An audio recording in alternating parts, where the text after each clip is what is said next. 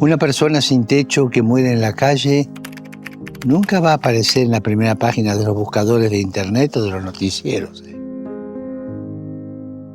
¿Cómo hemos podido llegar a este nivel de indiferencia?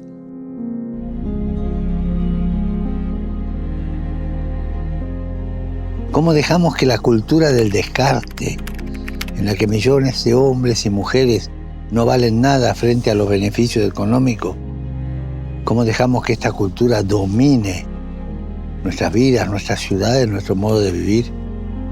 Se nos va a endurecer el cuello de tanto mirar al otro lado para no ver esta situación.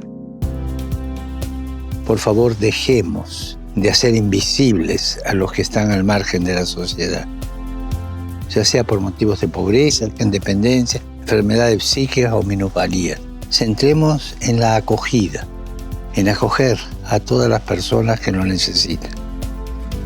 La cultura de la acogida, de recibir, de dar techo, de dar hogar, de dar amor, de dar calidez humana.